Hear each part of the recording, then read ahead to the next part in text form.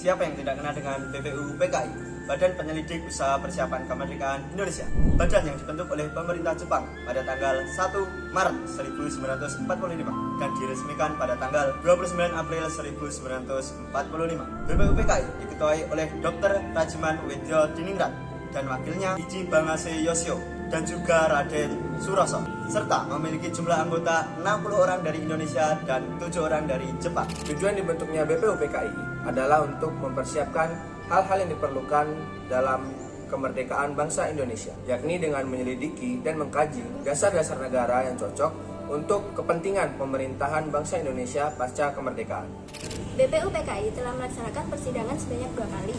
Sidang pertama dilaksanakan pada tanggal 29 Mei hingga 1 Juni 1945. Sidang kedua dilaksanakan pada tanggal 10 Juli hingga 17 Juli 1945. Pada sidang pertama membahas mengenai rumusan dasar negara. Terdapat 3 tokoh pergerakan nasional yang mengutarakan usulan dasar negara, yaitu Muhammad Yamin, Supomo, dan Insinyur Soekarno.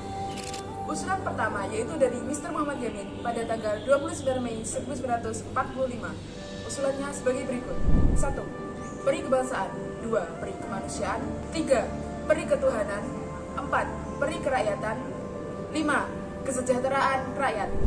Kemudian pada tanggal 31 Mei 1945 dilanjutkan oleh Dr. Supomo. Usulannya sebagai berikut ini: 1. Persatuan. 2. Kekeluargaan.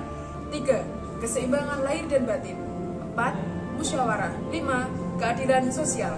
Lalu pada tanggal 1 Juni 1945 Insinyur Soekarno berpidato dan gagasannya sebagai berikut ini: 1. Kebangsaan Indonesia. 2. Peri kemanusiaan. 3. Mufakat. 4. Kesejahteraan sosial. 5. Ketuhanan Yang Maha Esa. Sejarah usulan dari ketiga tokoh tersebut dirumuskan, ditampung oleh Panitia 9 yang dibentuk oleh BPUPKI. Panitia 9 diketuai oleh Insinyur Soekarno. Tugas dari panitia ini untuk membahas dan merancang dasar negara. Panitia 9 juga menerima beberapa usulan dan masukan dari BPUPKI. Pada tanggal 22 Juni 1945, Panitia 9 melakukan sidang pertama dan menghasilkan Piagam Jakarta, yang sekarang menjadi pembukaan Undang-Undang Dasar 1945 dengan beberapa revisi di dalamnya. Sidang kedua BPUPKI dilaksanakan pada 10 sampai 17 Juli membahas tentang Rancangan Undang-Undang Dasar UUD, Bentuk Negara, Wilayah Negara, dan Kewarganegaraan Indonesia. BPUPKI dibubarkan pada tanggal 7 Agustus 1945 dan digantikan oleh PPKI, Panitia Persiapan Kemerdekaan Indonesia.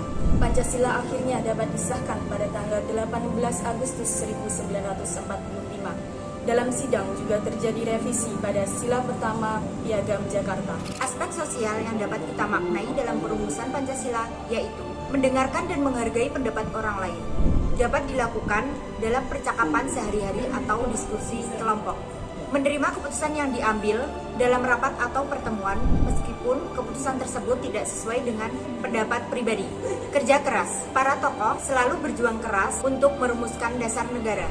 Rendah hati. Mengutamakan persatuan dan kesatuan bangsa. Rela berkorban, baik waktu, biaya, tenaga, pikiran, dan lainnya. Dan yang terakhir, melaksanakan keputusan bersama.